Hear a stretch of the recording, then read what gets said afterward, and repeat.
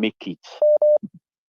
You know, we just have these ways whereby few people will just make it, and then we be saying we depend on them. Is that not what they say, sir? That because of the poor, that is why God created one rich. Yeah, that is what they say. Like, they do say that. They say, yeah, they do. Benny, that is what they say. So now that is the reason why, even when we find ourselves outside the enclave of Africa, you see the Pakistanis doing better than us, the Indians doing better than us, because they find out. They find out in there is this word in Kiswahili. They call it Ubuntu. Ubuntu means you are because I am. If you are not, I'm nobody. So if there's no Mayegun, there won't be Templars. If there are no Templars, there won't be Mayegun. You understand that analogy? So the question is now you will see them. One Pakistani will come. They will stay in one place or one days. They will bring another one. They will put the resources together. They will vow that, okay, if we don't make maybe 20,000 rupees here or $20,000 or some, nobody will go out. There is no ostentatious display of wealth. They understand they need to have that critical mass for them to have that impact, to have that societal impact. But you see us Nigerians, you see us, when somebody just come like this, just make we are so empty, yet we are so loud. Honestly. We will not make any situation. One guy will just make maybe $5,000, $10,000 or pounds. He will buy watches, he will now buy what we do not need to impress the people that don't care about us. We don't know.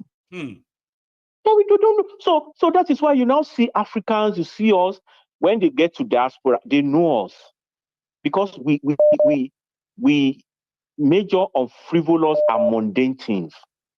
Whereas our counterparts, our Indians, our Pakistan, they are building that community. They are building community. You just see in no small time, they will have a community to themselves. Yes. Now, have you ever asked yourself, in that UK, you will see all these Indians, all this Pakistan, they own banks, they own community, they own corporation. Now, upon all what Africans have done in UK, in US, in all those ones, how many corporations do we have? What we do is to invest in all those mundane things we have in music, hip hop, this, hip hop, that.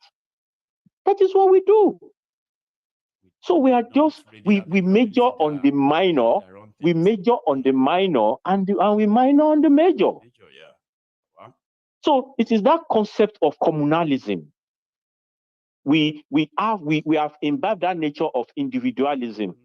So that's why they will say major countries. I've been to Sweden, my family is there, I'm working in Seychelles. You will now see that in those countries, you do not really find all these very rich people, no, it is the basic. They have a very strong community of people with the basics of life.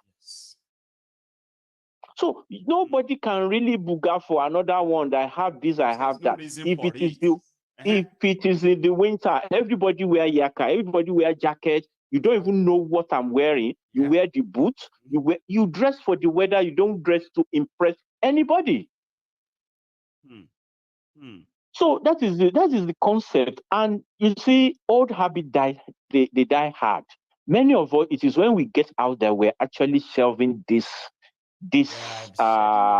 mental model. We're just and even now, even some of our friends, the people you call the Rono Nazis and all those ones, despite the fact that in UK they are in this, they are in that, they have refused to listen. They have refused to change. Yeah, they won't. They took them out of Nigeria. Nigeria was never taken out of them. Because the truth of the matter is, I really believe that it is we, the middle class elite in that Nigeria, in Africa general, we are the main problem. Because we serve as the bedrock for the politicians. That's Right. We look forward to be like the politicians. That is why when we abuse them, we do this, and we say, leave them, because it's turn by turn. The civil servants, which you think are the people, they should be called, many of them should be called the evil servants. I think they are actually so evil. Civil servants. They are so evil. They are so evil. Because the question is, we, the doctors, the lawyers, this and that, after reading all those ones, we want to be like the politicians. Yes. We look forward to them. So that is why they'll be selective. When people are abusing them, they'll say, no, don't talk to them. Don't talk to them. And don't talk like that. They've done a lot for us. They built borehole. I say, what is borehole, you people? Are you people so stupid? They've built some borehole, they've done something. I think it is the concept of individualism. They will just make some of you rich, so that those ones will be the one talking. Yeah, that's the contact point. That's why some people will say, if you behave yourself, we can make you better than him. You need to calm down, behave yourself. See that man we made a senator, will make you governor. Yeah. Okay, sir. That is the question. And that is why you will see in all these our so-called Western countries, the basics of life should be the basic. They have good education, they have good health care, they have qualitative infrastructure rules, security. Now, what else do we want in life? Is that not what we are fighting for? The basic infrastructure. Those are the basics. Not all of us are going to kind of live in these mansions, housing, cars, schools for the children, safe communities for these children as well, right? A better economy where people can find jobs, something to live on, living wages, basics. If we have the basic, I don't care whether anybody is driving Acura Legend or driving this Lamborghini. I don't care.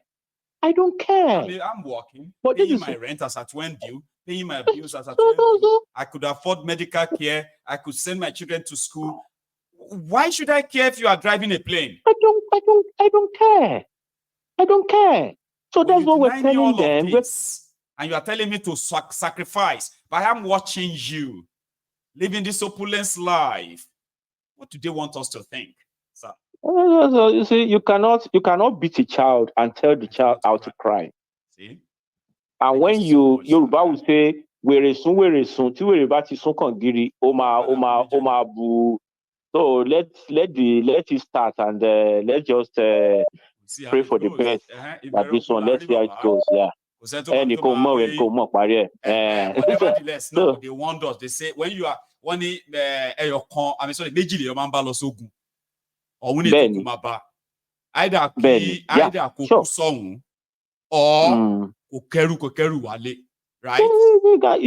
Nobody can even achieve anything in life without risking it. We risk it. God bless you, sir. We didn't know we didn't know how we are going to reach here. We risk it. So now, even where we are today is a leap.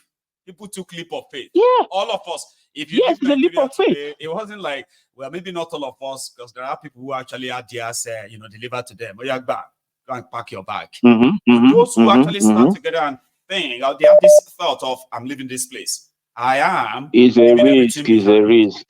It is, my uncle. Yeah, it's a risk. We like some people if we perish, we perish. That's just it. You get. Yeah. So what do we stand to lose? You have to take that risk.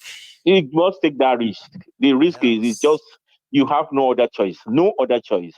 We shall see. Yeah. Okay, Mayegun. Let me give others a chance to talk. Yeah. Okay. Yeah. Later. Yeah. Bye bye. I love that. Yeah. You too. I love when my callers come in with this kind of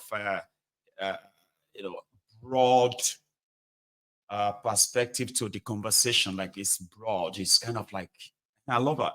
I love that. Please, if you are still watching me, right, there's one kind of beg I will beg you, and that is, do not forget to like the broadcast. It is so important. Since you are here, now if you are not here, that's different, right? That's a difference, right? Hello there. Mayegun General, good morning. Good morning to you. That's the Prince Adewale, the African Wahala. How are you today, Baba? I'm doing very well, brother. Grant, please. Yeah. Yeah. Thank you for your great show. I wanted to analyze the psychology of some of these criminals in Africa, like Museveni. You know, Museveni is a strong man. That's what they call him. And he has successfully powered the people. The people are afraid of him. And it's the same way in our own region. A lot of us are now afraid of these terrorists that have taken over power in all these countries. The Tinubus, you'll be surprised. People are already afraid of Tinubu. The same way we were afraid of Buhari, many were afraid of Sani Abacha, Babangida. But at the end of the day, all these guys become old, weak, and they become human.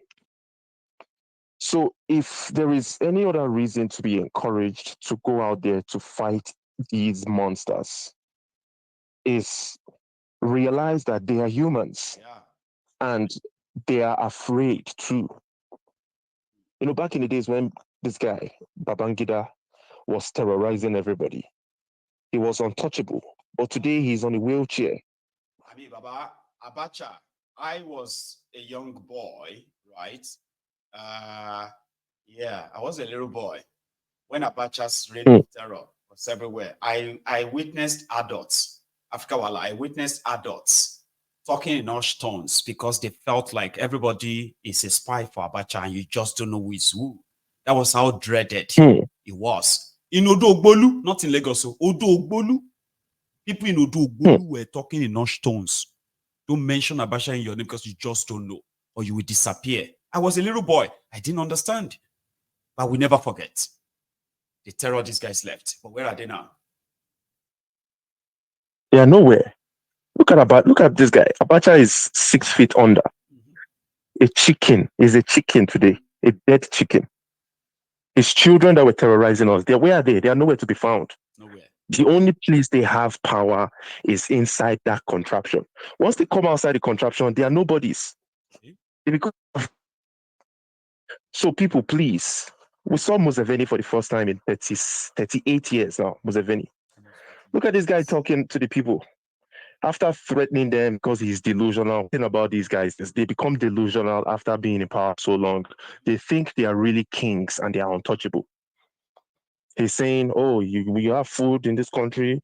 If you don't bring this problem, you'll meet fire. That's what this guy said. You're playing with fire. Yes. But at the same time, within that little speech that he made, you could hear the concern in his voice. He was still concerned that, listen, if you guys try to stand up against me, it's going to be a problem. So they know that when people come together in huge numbers, they will lose.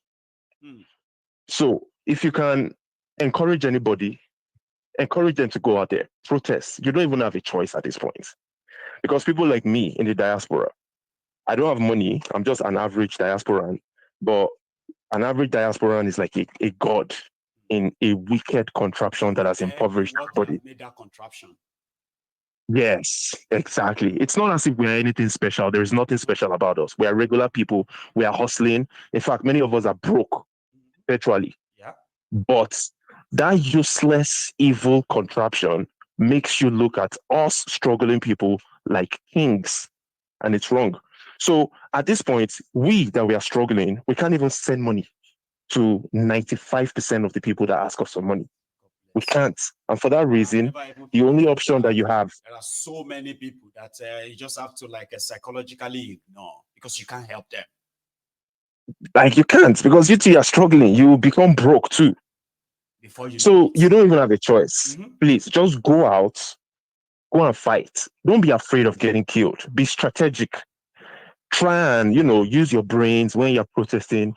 Watch out for those rogues, those DSS terrorists. Provoke them. If anybody comes within you and begin to haul insult at the police or the military and saying, let's attack them, you should know these are the people they send to you to incite the violence. Right? Hold them right there and say, hey, stop that. And if they won't, hold them and give them to the same police and say, hey, this person is not one of us. Please take him. Because there's no point, right? There's no point. You're going to see them.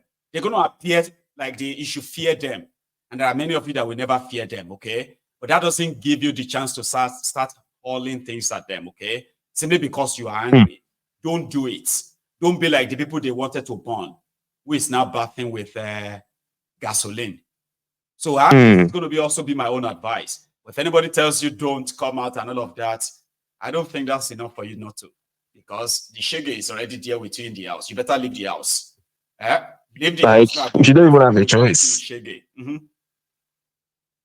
If you don't even get choice, maybe say hunger won't kill you for house and light no day. Light no day house, so you know if you watch TV. Heat day house, you know if you on fan because light no day, and you know if you watch TV, you know if you browse for internet because now only millionaire they get internet for house. So you might as well go out and join the rest of the comrades that are the victims of this evil country. Yeah, just go and gather with them and chant. Be strategic. Make sure, try not to get killed because these terrorists are going to unleash their weapons. But still try and protect yourself, but never give up. That's just my message. Don't be afraid of these terrorists. They are all getting old. They are all beginning to use diapers. You know, they've become useless. They don't have brains anymore. Don't be afraid of them. They are all using wheelchairs. These criminals are nothing special. Don't give them that respect psychologically. Go out there and fight against them. Thank you. Thank you. The African Wahala. God bless you, bro. Now, that's a very good one. Here you get. It is not a sign of bravery, okay? When people come into your midst and tell you, we need to show these police people self. There's no point. I'm not saying that you shouldn't defend yourself if they begin to move mad, though. But don't go out there and begin to provoke these guys, these police guys and the rest. It's not like you are afraid. No. It's called common sense. You get that? It's called common sense. If you see anybody within your midst, start hauling abuses at the police as they are there, and they are not coming for you, you better warn them and tell them, hey, listen, we are not here for these guys. We are going to that government house. That's where we're going, okay? And we'll get there, right? We will deliver our message to them there and our demands and the rest of that. Do it that way. I know some of you will be like, are you saying that listen, nobody be picking for here, okay? We know they will misbehave. We know they will begin to shoot. No doubt, I know. But do not give them the reason that they will do it. Let them do it. Let your castle come bust after that. At least you all have your phones, have you? Everybody get their phones. Capture everything as much as you can. We will repackage them for the following day. Make them do mistake, kill one person. Capture it. We will use it the following day. But do not be the reason why they will say, they are abusing us. They are throwing things at us. If you see anybody among you, throwing things or trying to attack, just know that they send them to you. They are not part of the protesters. Pick them up, tie their hands, tie their legs, tie them together, wait for the police truck, and hand them over. That would be my own advice. Hello. Yes, sir, Mr. Mayegun, good morning. Good morning. Well, it is morning over there, isn't it? It's afternoon here, though. Yeah, it is. Yeah, it is morning. Actually, I'm on my way for the doctor's appointment. I need to do this PPD medical test, so I'm on my way there right now. So, okay. So you have time for us. Oh yeah, I can't miss this now. This is my daily inspiration now.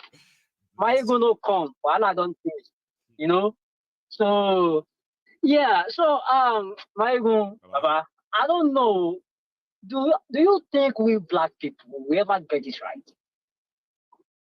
I'm not even talking about Nigerians right now. I'm particularly talking about I believe Africa, black people all over the world. I'm talking about African American. Yeah, I do believe, right? Because there are some African countries that are getting it right. Maybe not as perfect as maybe the world will paint it, okay?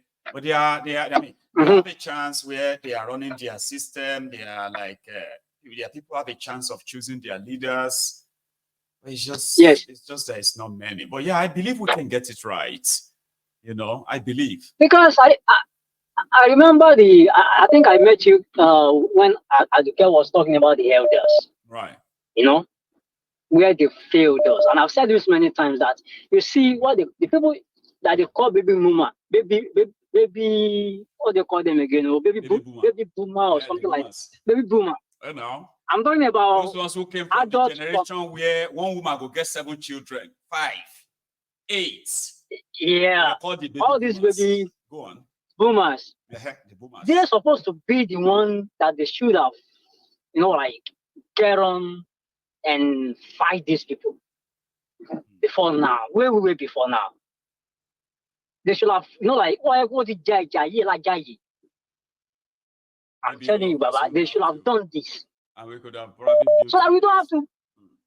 Yeah, we should have to do all this. That's number one. Your buy a lot of where they said, Agbakiwa Loja Kuroma Tutuwa. One Kuroma Loja Lord Shereva in Zimbabwe. They are cutting their head off. In fact, it's like they are breaking the neck of Omotutun this time. Because Look at where they just born. Look at what they are cutting